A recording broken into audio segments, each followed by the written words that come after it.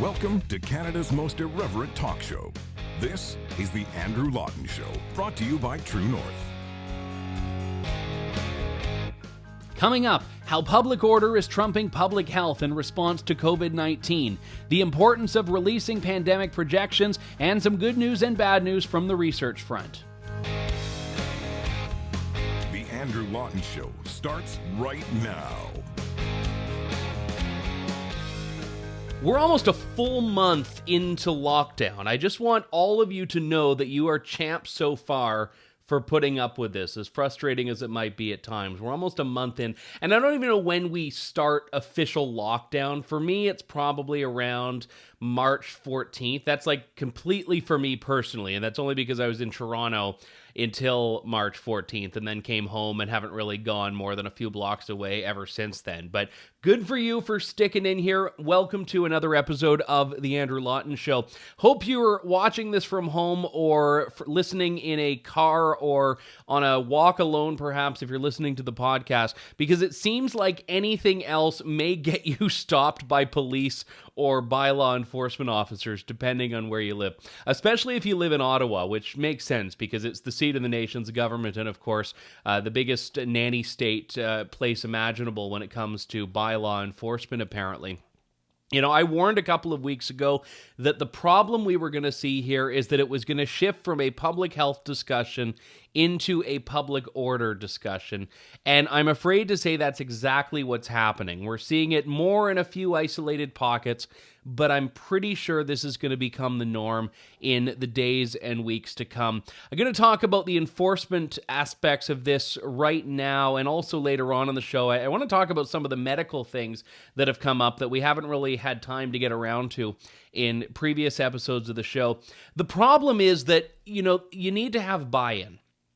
People need to believe that what they're doing makes sense. They need to believe it's sensible. They need to believe that there is a scientific rationale behind it. And they need to feel like it is not a burden on them if they go along with it. And this is why the whole, we hope people just go to the grocery store and only do essential things. We hope this, we hope that, only goes so far. And, the public health issues here, and I don't mean public health issues. I mean issues with capital P, capital H, public health bureaucrats in Ottawa, has been that they've surrendered their trustworthiness by all of the flip-flops that we've addressed on this show, whether it was the travel restrictions, whether there's a risk, whether you can have human-to-human transmission, more recently masks, which, by the way, they seem to have flipped even further back than they were before, because on Monday they had said, we recommend now masks are fine for people, and then on Tuesday, Theresa Tam was saying, we're not wearing masks. We don't think they're all that important. So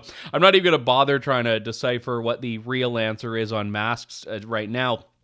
But the public health officials, the intelligentsia to which we are looking to find out what's right and what's wrong, has not really given a huge dose of confidence to people, which means that I think a lot of other people are souring on some of the social distancing advice and measures that have been put in place. And there are two reasons for this.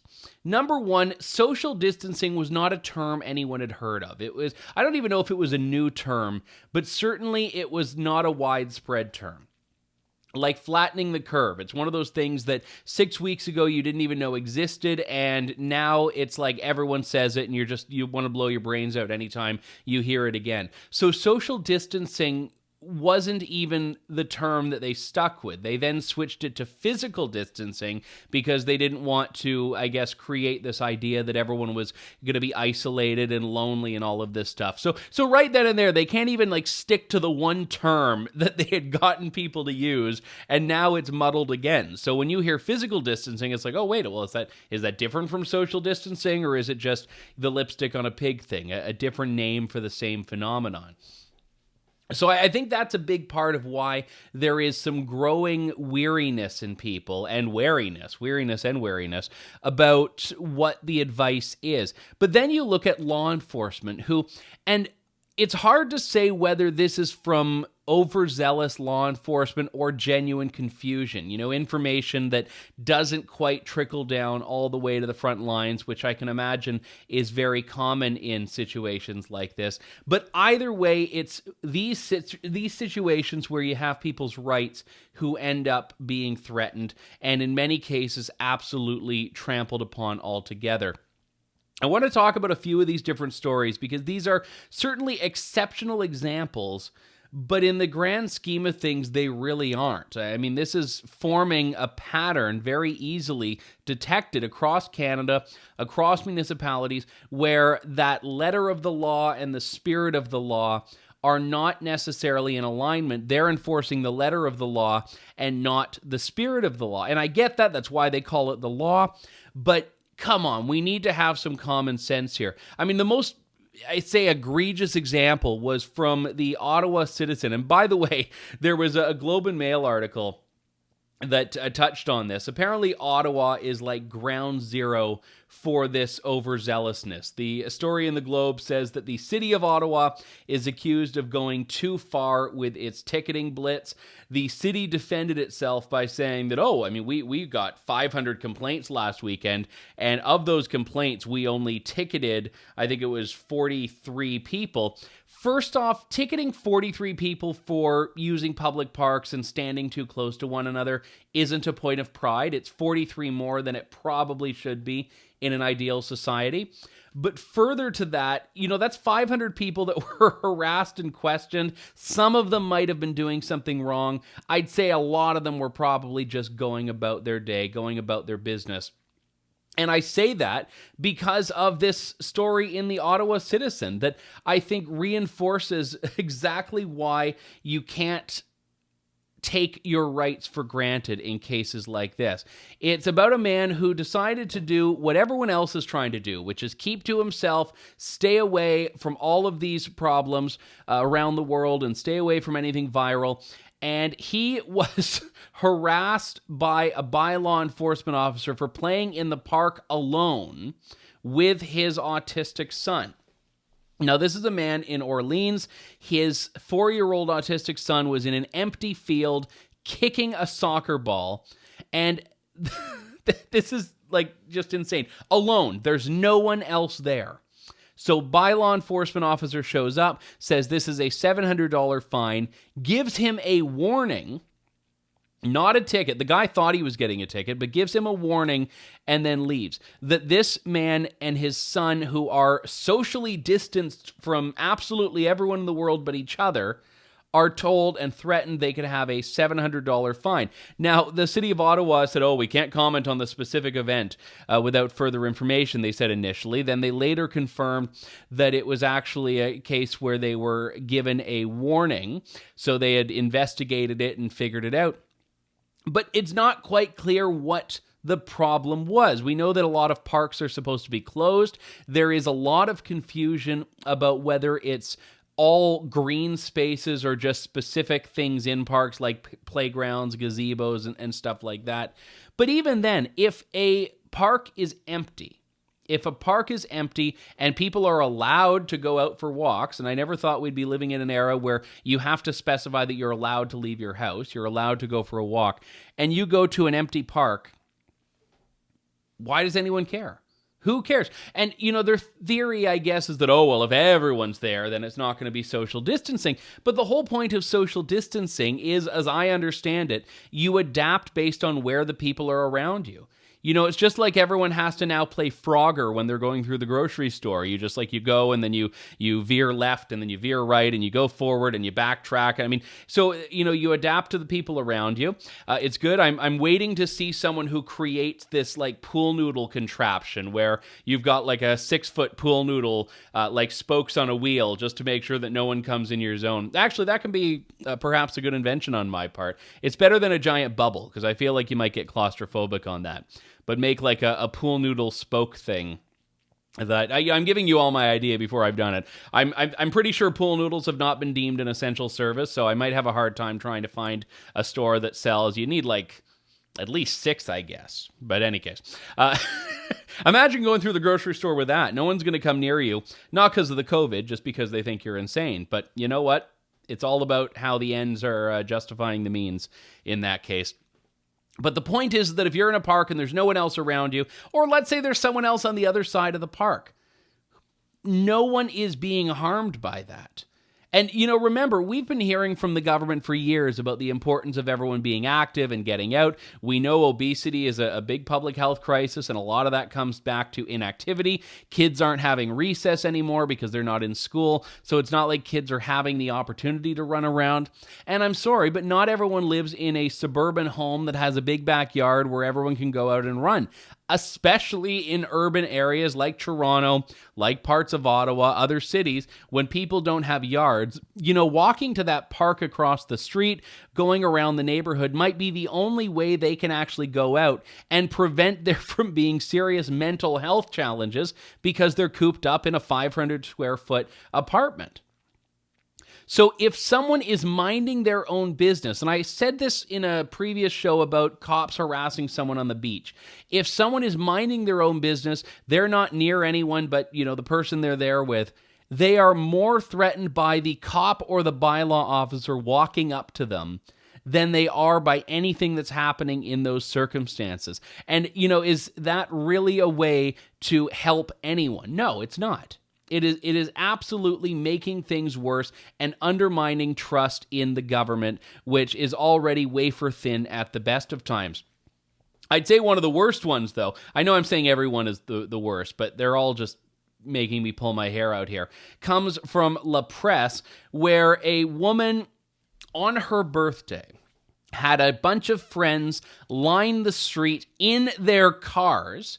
They opened the car door to stand outside, and all of them, I think it was 9 cars, decided to sing happy birthday to her. Let me show you this clip here.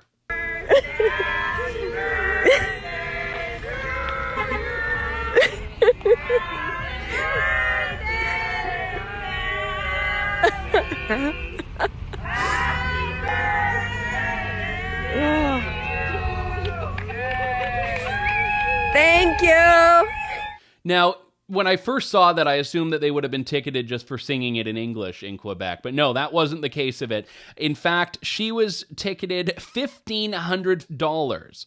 Now, by the way, not even the people singing it. It was the woman who was serenaded with the happy birthday. She gets a $1,500 fine by police after her friends surprised her with a happy birthday ambush on her street. Again, she's at her front door. They are on the other side of the street. They're separate from her and separate from each other, singing happy birthday, keeping the spirit of the law alive, social distancing, and she gets on her birthday, which she's already spending cooped up. She can't go anywhere. She can't take a weekend trip away. She can't go and buy the good cake. She can't do any of these things on her birthday. And to add insult to injury, a $1,546 fine. Now, this is Melissa LeBlanc, and she says, listen, it's been 4 weeks since I've left home. She says she even has her groceries delivered, so she's going above and beyond what most people are asked to do and what most people are doing, and she's apologizing, basically. This is the most terrifying part, and this is that Canadian thing. She says, "Oh my goodness, police have their arms full. It was never my intention to go against the measures." I mean, I want to see more anger from these people. So this woman gets serenaded, gets a ticket, and she still feels bad that, the police had to spend their time on her. Like, oh my goodness, this is where. And Michael Bryant, who is the head of the Canadian Civil Liberties Association, said something very apropos about this. He said, listen, this is all supposed to be about public health, not public order. And whenever there can be an education approach instead of an enforcement approach, it's going to make everyone better in the long run. And ultimately, it's going to be better for society itself. And I wish that the RCMP had learned that lesson a little bit earlier than they did.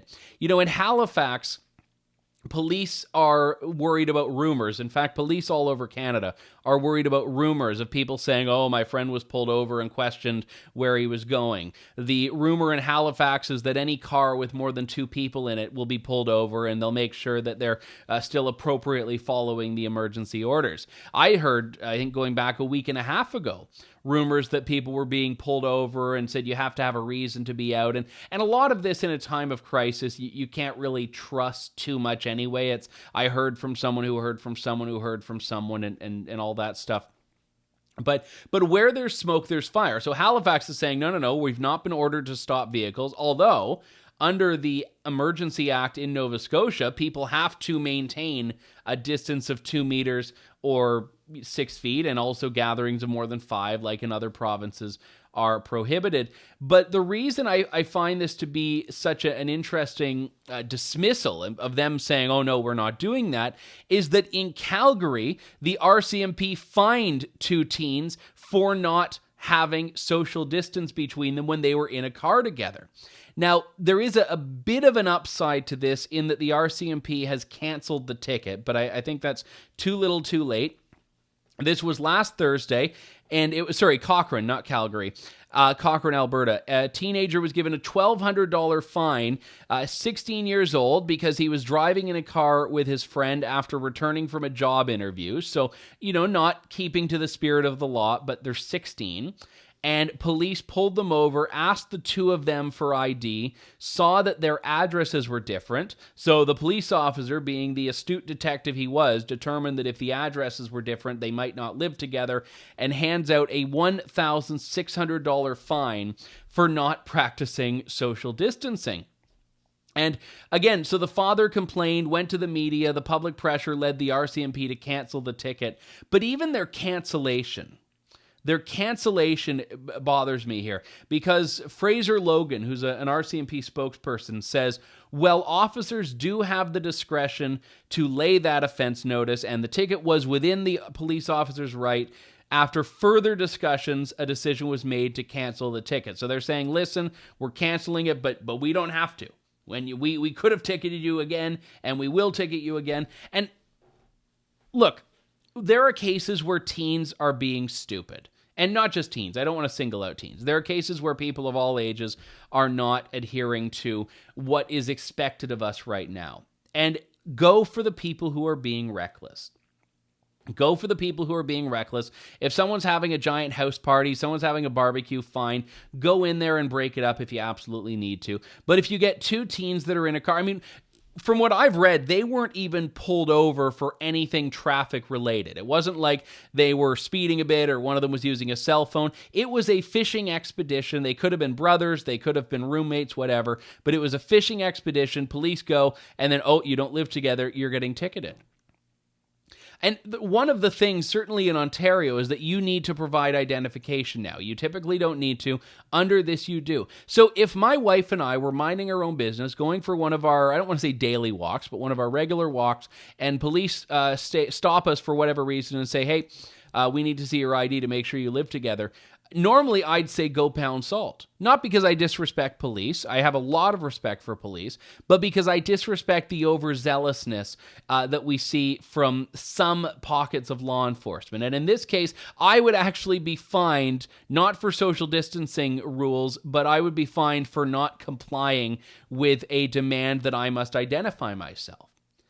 And these are the things that there are so many people that would be like, well, if you have nothing to hide, which are the most toxic words in a free society. If you have nothing to hide, then you have nothing to fear.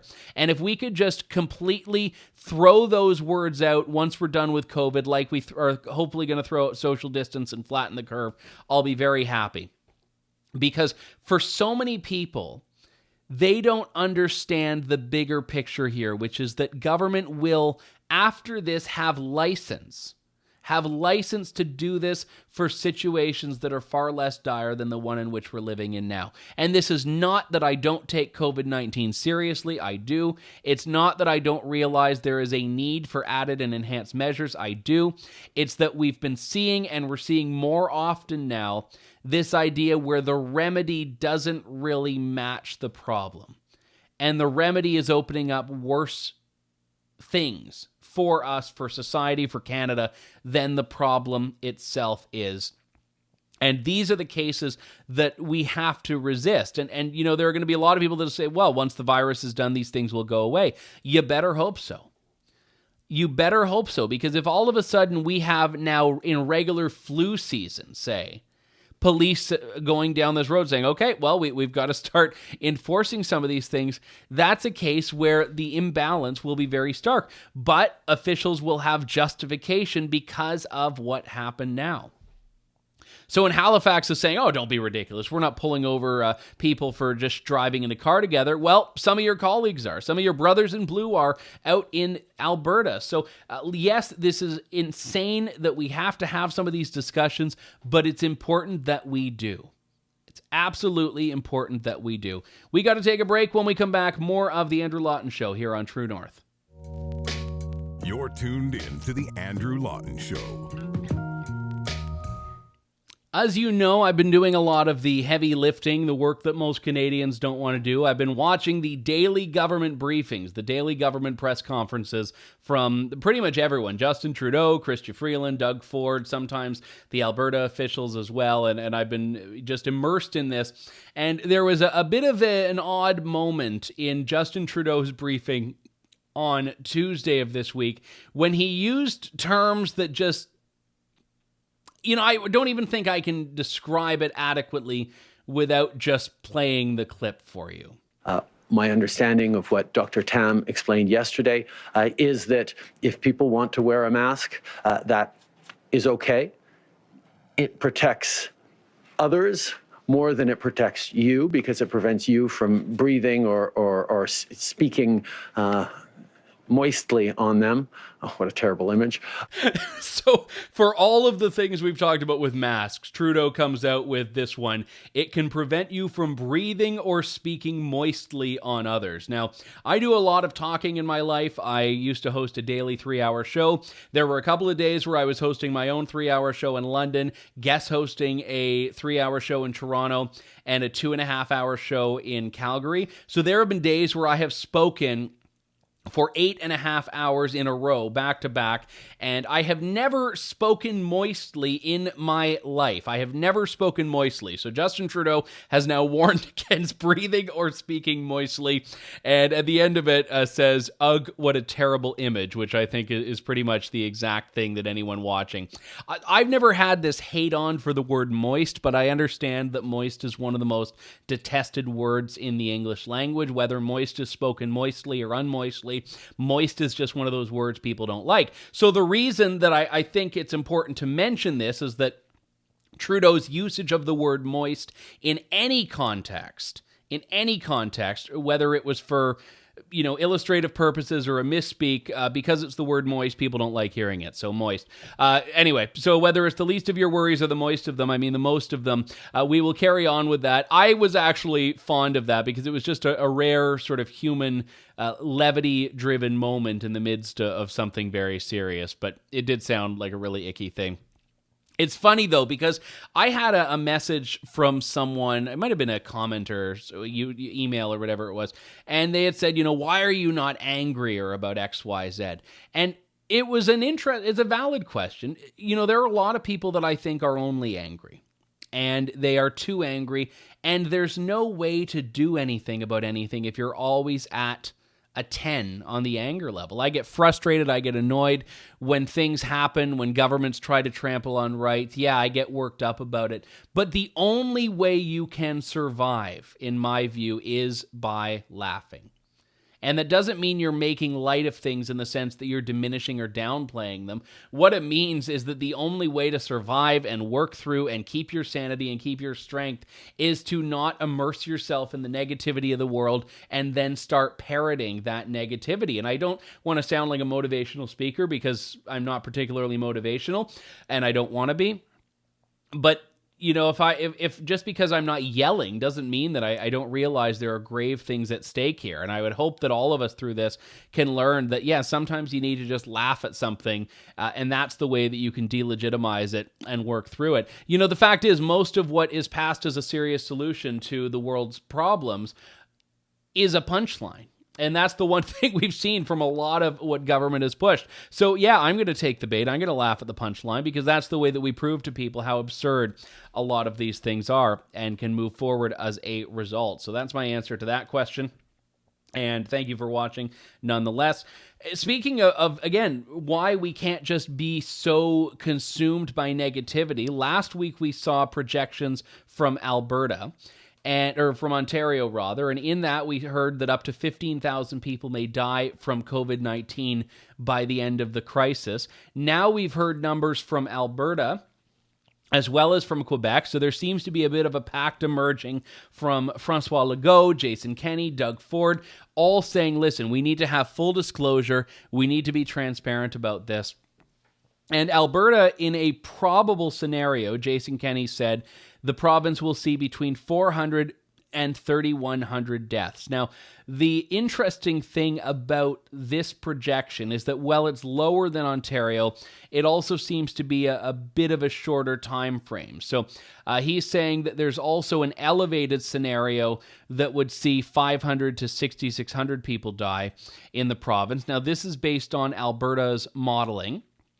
So again, really giving people a sense of what the numbers are on which Alberta is basing its decisions and its way forward. And there is a lot of desire from the public now to see these numbers. And even though the numbers without context don't necessarily mean anything, they reinforce, I think, the fact that yes, this is serious, but also they instill trust. They instill trust. How are we supposed to listen to you if you're not going to tell us how bad things are? And Doug Ford last week in Ontario, and I know he's not the most popular guy to the left, but Doug Ford has been getting a lot of support from all parts of the country, all ideologies, all regions. And the reason is he has been an absolutely incredible force throughout this entire thing. And yes, I ran as a candidate under Doug Ford. You can say I'm biased, but this is not coming from any allegiance that is really rooted in a past thing that I did. This is coming from a place of genuine appreciation and respect for what he's doing right now. Because what Doug Ford has done is not just been calm and cool and honest, but he has been clear, he has been transparent, he has not wavered in his approach. And by sharing these numbers, by sharing this modeling, he's saying, look, I'm not going to lie to you. And there have been a couple of days where he's come out, and days where there's been bad news or a difficult announcement of some kind. And Doug Ford has come out, and you can see torment. For lack of a better term, you can see a torment in him. And he had said yesterday or 2 days ago, I can't remember which one, that he's not sleeping at night about some of these things. And that was a very raw and human moment. And there have been other premiers that have done well as well. And again, I've given Trudeau credit for some aspects of this. I am able to give credit where it's due and criticism where it's due, regardless of ideology and politics and all of that stuff. But my goodness, Doug Ford will emerge from this, I think, as probably one of the, if not the most effective and capable politician throughout this crisis. And so far, I think that's Doug Ford, and I think will probably remain Doug Ford. But you had Ontario's numbers, you had Alberta's numbers, and also Quebec's projections. And I'm going to go into the Quebec numbers in a moment. But the reason these are important is because it's more pressure on Justin Trudeau, I would hope, to release the federal numbers. And I guess if all the provinces release theirs, you can just add them up. But again, the thing with modeling, it's not an exact science, and the numbers themselves may differ. So the federal government would have projections that may actually deviate from the provincial projections. The reason the federal numbers are important is because they are the basis of what Justin Trudeau is doing. You need to be able to know what their evidence is and what they are actually using as their basis to have an appreciation for it. So Quebec's is similar to Ontario. Ontario had 3,000 to 5,000 residents that could die of the virus over the course of the pandemic, which could be 18 months to 24 months. Quebec has a number of charts as well, but Quebec didn't do what-if scenarios generally. So they have actually been very constrained in what they have projected. They've only done 30-day projections, 30-day numbers, and very similar to Ontario. So very similar paths. So it seems like at least there is a consensus there, or what looks like a growing consensus anyway, about how this could look. And, you know, as we tend to advance through this, you know, if the models end up being overzealous or they end up being greater than what happens, I wouldn't blame them. I wouldn't look and say, oh, well, those numbers were crap. I'd say, okay, wow, we listened and what we did worked. And I don't think that is necessarily an unreasonable thing to do, to say, well, yes, they were a little bit ambitious, but I mean, when you have to start getting worried is if the shape doesn't match, is if the shape of these projections are against, you know, the trajectory of the virus. And even then, it's not about blame. It's simply about understanding that, hey, this is not a perfect science. They did it based on what they thought was the best information available. But regardless, this is what they had access to. And that's what Ford has stressed here in his talks in Ontario, is that he wants people to know what he's seeing when he says, yes, you have to shut down your business. When he says, no, you're not allowed to construct that property. When he tells people you are not allowed by force of law to do this, this is why. And Trudeau's consistent refusal to show this modeling is absurd. And you know what? I think we all look pretty bad about it. And speaking of Justin Trudeau looking bad, this clip I have to play for you here, because he was asked by a Hill Times reporter at Tuesday's briefing a very simple question, which is that you said that the experts back in March told you that we didn't need to shut the border, and then you said the experts said they did. Explain what happened. Explain your path. Explain your trajectory. And I'm going to play the full exchange here, because he asked a follow-up and Trudeau gave a bit more of an answer, but there's something in that follow-up that reveals problems as well. Let's roll that. Prime Minister, I want to go back quickly to ask you about your decision on March 16th to close the border to foreign nationals. The health minister had been saying for more than a month by that point that there was no benefit really to doing that. It wouldn't keep Canadians safe. You explained your decision at the time by saying that the advice you'd been receiving from public health officials had been evolving. Can you tell us a little bit more about how exactly that advice changed? I appreciate that your question is taking us back to March 16th, but I'm focused on today and I'm focused on tomorrow. There have been a lot of reflections on what is done in the past, and we'll certainly keep reflecting on that. But everything I'm focused on right now is how to make sure that people are getting the help they need right now, how to keep Canadians safe, how to get through this particular time, and that's what I'll stay focused on. Follow-up question? Yeah, sure. We just looking for some clarity on how exactly the public health advice has been changing, how, you know, the information coming from these officials has been changing and where they're getting it from. This is a never-before experienced pandemic that is presenting new challenges every single day, new facts, new data every single day, and throughout, we're making decisions based on the best advice that those health officials are giving us. Obviously, this advice is based on modeling, on facts, on what's happening in other countries, what predictions can be made around what might help, what could make a difference. And as that evolves, as the information evolves, of course, we're going to keep adjusting and updating our approach. We've done that from the beginning, and we will continue to do so. So when I said earlier about finding the punchline in life, this is the type of situation I was describing here, because you have to just roll your eyes when Trudeau says, "Oh, you know, I see you want to talk about this, but I want to talk about today, and I want to talk about tomorrow." If I were the reporter, I'd be like, "Well, I want to talk about March 16th myself." But then Trudeau said, "Oh, but we have all these things in the models," and so wait, so you are saying that there are models and that the models are responsible for these decisions you're making, and you're still not showing those models. So, A, the fact that he doesn't want to explain his decision-making process on a pretty big government flip-flop, that's bad enough. But then when pushed, he talks about the modeling and the experts relying on the models and still doesn't want to show those, still doesn't want the accountability that comes with people seeing it. And I think that what we would see is that the government was looking at data that didn't necessarily reinforce the decisions they were making, and they don't want people to know that. Because I bet that they had access to data in March before they were putting travel restrictions in place that showed them, hey, we should probably put travel restrictions in place. And I know that because every other country in the world was doing it. So there must have been something there telling them, hey, this is a good idea for countries right now because this is exclusively a travel-borne virus for the time being. The government has told us it's always a matter of buying time. You won't get down to 0 cases, but you'll buy time to prepare to get PPE. And if you could have bought an extra 2 weeks by closing the border earlier, if you could have bought an extra 2 weeks by banning flights from China, if you could have bought an extra 2 weeks by doing this, those charts would be so drastically different, the proverbial curve would have been flattened much more. But no, we were getting lectured about racism. We were getting lectured about the importance of not taking out our coronavirus frustrations through racist and bigoted acts, which obviously is a valid thing to do, but that isn't a public health priority and certainly shouldn't be a public health priority above the actual virus itself.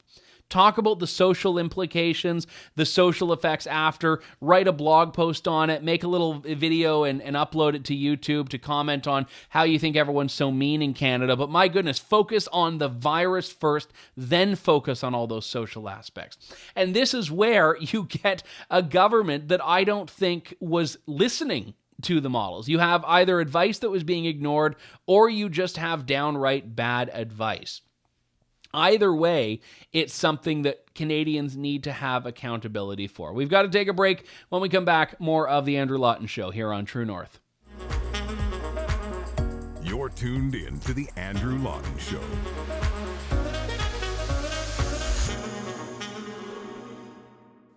Let's talk about those who have decided to make the best of a bad situation. In particular, a, dare I say, couple who has probably one of the greatest how they met each other stories ever. They went on a first date, 23-year-old Nick Crawford and his now girlfriend. They went on a first date and they met online. They went out. And then they ended up in quarantine together because of COVID-19. So what happened was they had a night out on March 7th, 4 days before the World Health Organization declared the outbreak of the pandemic. People were seeing it, but again, a lot of people, especially in North America, weren't particularly worried about it. So they exchange messages, they went out for a date. It didn't feel real. They think everything's fine. They have a great time. Well, as it turned out, they both contracted COVID-19. So his date had flu-like symptoms and was taken for a test. She was still awaiting results. Then her friend tested positive for the virus. And then they ended up, once he had developed flu-like symptoms and had gone and, tried to get tested and all that, it was, I guess, worthwhile to just wait it out together. So they had a really good time on their first date. They ended up isolating together. They've spent, 14 days, and we don't know if they're still together. I've been waiting for an update, but they decided that they would get quarantined together. And, if that's not like the pressure cooker for a relationship that has at that point only had one date, then I don't know what is. Because not only is it 2 weeks with someone you barely know, 2 weeks with illness of someone you barely know. So it's an interesting dynamic test of how people respond to adverse circumstances. And I'm wondering, I'm of two minds on this. Either A, this is like the greatest love story ever, or B, it is just an elaborate setup so that they can sell the movie rights and make a fortune. Because there was that movie, I want to say Ashton Kutcher and Cameron Diaz. I might be mixing it up with another movie. I want to say it might have been called Just Married. I could be making that up. About a drunk couple who gets married in Vegas, and they're going to get it annulled, but then one of them wins like some huge jackpot in Vegas the next day, and then the other one doesn't want to end the marriage. So something like that. Now, this is admittedly less high stakes than that, but no one would believe it, because if you were to see a movie about, oh, this couple that, got quarantined together after their first date by choice, you're like, well, no one would do that. But Nick Crawford and his lovely paramour decided to, and you know what? We wish them many more, not pandemics, but many more years together, or weeks together, such as the case may be. This is, I think, fascinating, though. Talk about, again, spirit of law, letter of law. This is like the growing theme of the last couple of weeks. A New Jersey nurse was able to go to GoFundMe and raise $12,000 to buy personal protective equipment for her and her colleagues, because there's a major shortage, especially in New Jersey, which is the overflow of New York. And the nurse, who is named Olga Matievskaya, whose name I did not pronounce correctly, most likely, was able to use her money to buy 500 masks, 4,000 shoe covers, and 150 jumpsuits for ICU nurses. She was able to order them from eBay, but they were in packaging. The hospital said, thank you very much. We really appreciate this. We needed this. No, I'm just kidding. The hospital suspended her because they said she was distributing unauthorized medical supplies, which was actually better than the hospital's non-existent medical supplies, but she's now been suspended. So let no good deed go unpunished. That is the message of the day in New Jersey, apparently. Now, of course, Nick Crawford may have had good luck finding love in quarantine. There is a man who's trying to perhaps replicate that in New York City, the epicenter of coronavirus. He's 30-something years old, name unknown. He has decided to dispense with online dating. He's seeking a quarantine partner and a life partner, erecting flyers around New York, seeking girlfriend for coronavirus and something. I got to zoom in and see what that and something is. Coronavirus and beyond. He says he's healthy, attractive, well-employed, early 30s, seeking germ-free monogamy. He would like someone who's healthy, fit, and clean. And all you lucky ladies who are champing at the bit for this can email steadymanforyou@gmail.com. And I'm less offended by the fact that he's seeking courtship by flyer than I am by the fact that he used the number 4 in the letter U in his email address. And I don't know what steady man is. Like, is it going steady, or is he just really steady? I don't know. But perhaps if that's your thing and you're in New York and you're one of like the 7 people left in New York that doesn't have coronavirus, he is the man for you for coronavirus and beyond.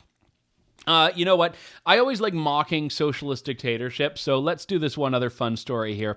A Venezuela warship, I'm going to laugh through this just so you know.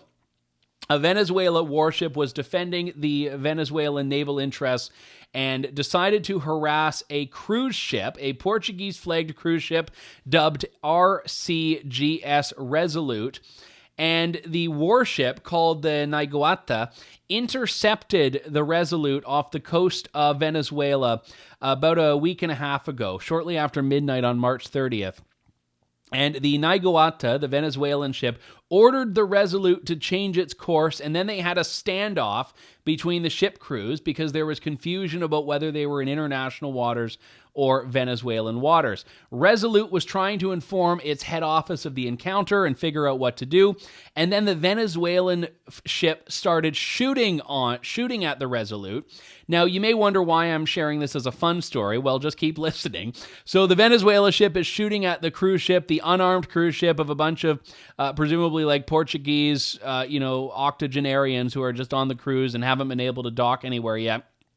And then, I don't know if the Venezuelans just had bad aim or they ran out of ammo or what, but then the vessel decided to ram the Resolute. The Navy vessel approached the starboard side, purposely collided with the Resolute. They continued to ram the starboard bow in an apparent attempt to turn the ship's head towards Venezuelan territorial waters. And then the Venezuelan warship sank. Yes, the Venezuelan warship rammed the cruise ship without any weapons on it after firing on it, and then eventually just completely shot itself down. And the cruise ship was built for cruising through icy water, so it was fine. It suffered only minor damage in the collision. So this is like a Prius trying to, basically ram a Bronco off the road, and the Bronco just has a little dent, and the Prius is in the ditch. This is what happened. The Niigata started taking on water after colliding with the larger ship's hull and sank. And then what happened was the Resolute offered to help people. They hung around. They hung around and said, listen, we'll help you. And then Venezuela said no. They waited an hour for someone else to come and help them. So, you know what? Just keep to the, feeding people dogs and cats and tanking your economy and depriving yourself of rights. Don't try to be ambitious like conquering, naval interests, even if it's just a cruise ship in your view. So that is today in Venezuela.